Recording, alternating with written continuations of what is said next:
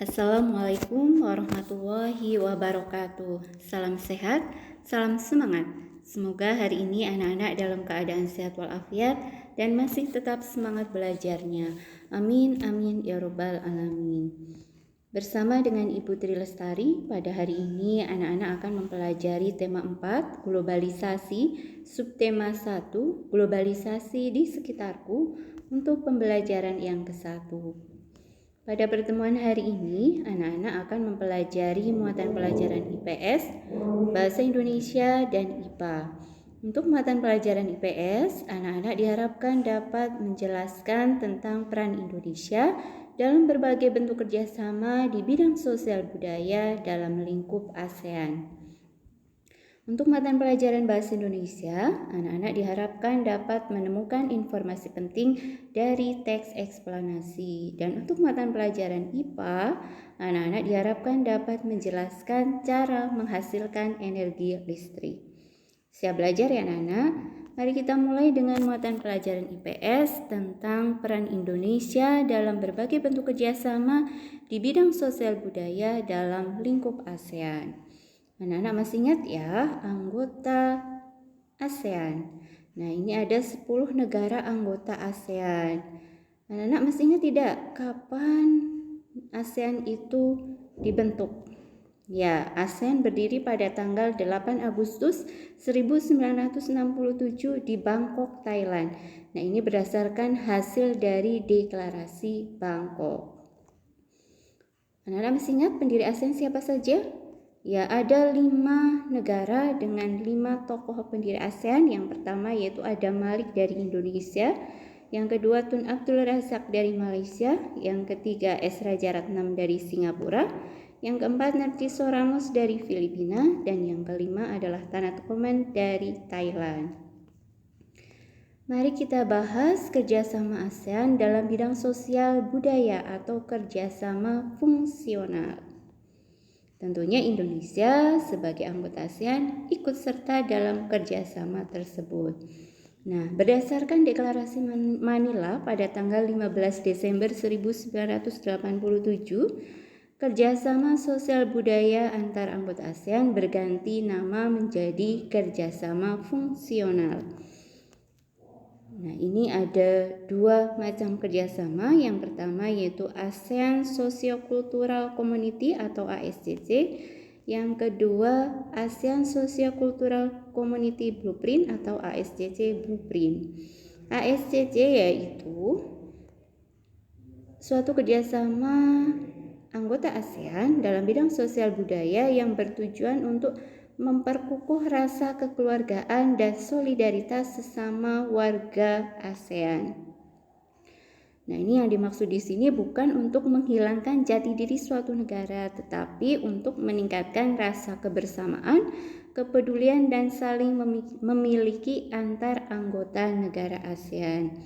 Kemudian yang selanjutnya untuk ASCC Blueprint. Ini upaya-upaya kerjasama yang dilakukan oleh negara-negara anggota ASEAN termasuk Indonesia dalam ASCC Blueprint. Yang pertama yaitu upaya meningkatkan kapasitas SDM, sumber daya manusia dan yayasan ASEAN. Yang kedua dalam bidang penerangan, kebudayaan, dan pendidikan.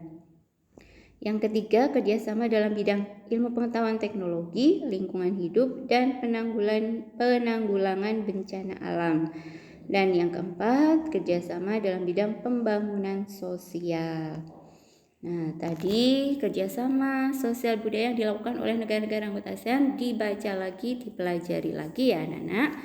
Mari kita lanjutkan dengan muatan pelajaran Bahasa Indonesia tentang informasi penting dari teks eksplanasi. Teks eksplanasi merupakan suatu teks yang menjelaskan proses terjadinya suatu fenomena atau peristiwa, baik fenomena alam maupun sosial secara ilmiah. Anak-anak masih ingat ya struktur dari teks eksplanasi? Ya, yang pertama apa anak-anak? Pernyataan umum atau penjelasan umum. Kemudian yang kedua, deretan penjelas berupa berisi inti penjelasan dari teks eksplanasi. Kemudian yang terakhir apa anak-anak? Ya, ada interpretasi atau kesimpulan penulis. Nah, ini bersifat pilihan, boleh ada, boleh tidak ada. Untuk hari ini silahkan anak-anak membaca teks eksplanasi yang berjudul Menghasilkan Energi Listrik. Ada di buku paket tema 4 halaman 6 dan 7. Nah, ini ada berapa paragraf anak-anak teks bacaan tersebut? Ya, ada 3 paragraf. Ini paragraf pertama, paragraf kedua, dan paragraf ketiga. Mari kita pelajari bersama informasi yang ada di teks eksplanasi tersebut berdasarkan struktur teks eksplanasinya. Nah, ini paragraf ke-1, paragraf pertama ini merupakan pernyataan umumnya. Jadi pernyataan umum dari teks eksplanasi tersebut terdapat di paragraf pertama. Apa topik masalahnya anak-anak? Ya, topik masalah dari teks eksplanasi tersebut adalah listrik memiliki peran penting bagi semua negara di era globalisasi. Nah, kemudian untuk deretan penjelasnya ada di paragraf kedua. Deretan penjelasnya itu menceritakan tentang proses bagaimana listrik dihasilkan dari PLTA, pembangkit listrik tenaga air. Kemudian paragraf ketiganya ini merupakan interpretasinya, kesimpulan dari penulis bahwa menjelaskan tentang komponen utama pada semua pembangkit listrik.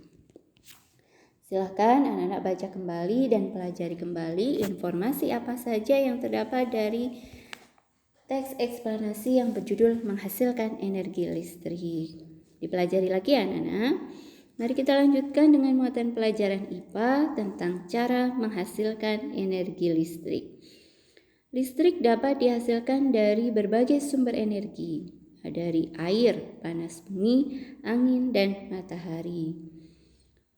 Yang akan kita bahas hari ini yaitu tentang PLTA, pembangkit listrik tenaga air. Jadi pembangkit listrik ini memanfaatkan energi potensial dan kinetik dari air yang ada di sungai ataupun waduk. Komponen utama dalam pembangkit listrik adalah turbin dan generator. Turbin digerakkan sehingga turbin tersebut bisa menggerakkan generator sehingga akhirnya pembangkit listrik bisa menghasilkan energi listrik. Nah, ini generator yang fungsinya mengubah energi gerak menjadi energi listrik. Anak-anak perhatikan, ini adalah sebuah gambar yang menunjukkan proses menghasilkan energi listrik dari pembangkit listrik tenaga air. Awalnya bagaimana anak-anak ya? Ini prosesnya dimulai dari yang pertama yaitu air yang ada dari waduk atau sungai, kemudian masuk ke nomor 2 yaitu masuk melalui pintu. Ini pintu air ya yang diatur oleh katup pengaman. Jadi nomor 3 ini mengatur masuknya air menuju pembangkit listriknya. Nah, kemudian air masuk ke tangki pengaman tekanan, masuk ke nomor 4. Nah, ini ada juga air yang masuk ke dalam pipa pesat nomor 5 ini mengalirkan dan mengarahkan air ke turbin. Jadi menekan air supaya masuk ke turbin. Ini masuk ke nomor 7 melalui katup pengatur tekanan nomor 6. Jadi ketika masuk ke turbin nomor 7 itu harus melewati katup pengatur tekanan. Tekanan airnya harus diatur terlebih dahulu. Nah, turbin ini kemudian akan menggerakkan generator. Nah, turbin ini bisa menggerakkan generator. Kenapa? Karena energi potensial air tersebut yang sangat besar tekanannya sehingga bisa menggerakkan generator. Nah, ini yang nomor 8 adalah generatornya. Nah, ini energi listrik dari generator yang sudah dihasilkan oleh generator di nomor 8 ini kemudian disalurkan kemana anak-anak? Ya, dialirkan oleh transformator ini. Kemudian disalurkan kemana? Ya, disalurkan melalui nomor 10, saluran transmisi akan disalurkan ke konsumen, ke rumah-rumah penduduk, ke gedung-gedung perkantoran, dan sebagainya. Itulah bagaimana PLTA, pembangkit listrik tenaga air, bisa mengubah energi dari air menjadi energi listrik. Kuncinya, komponen utamanya adalah turbin dan generator tersebut yang tadi sudah Bu Guru sampaikan. Silakan anak-anak baca lagi, pelajari kembali bagaimana proses PLTA bisa menghasilkan energi listrik. Kemudian anak-anak selesaikan tugas IPA berikut ini. Silakan anak-anak perhatikan kembali ya gambar proses PLTA menghasilkan energi listrik. Kemudian dibaca lagi penjelasannya. Dan selanjutnya anak-anak jelaskan setiap prosesnya seperti yang Bu Guru sampaikan tadi. Dimulai dari nomor 1 hingga sampai ke 10. Ini jelaskan fungsi dari masing-masing bagian-bagian dari PLTA. Paham ya anak-anak? Demikian materi yang bisa Bu Guru sampaikan hari ini. Selamat belajar, semangat terus belajarnya, sukses untuk kalian semua. Terima kasih. Wassalamualaikum warahmatullahi wabarakatuh.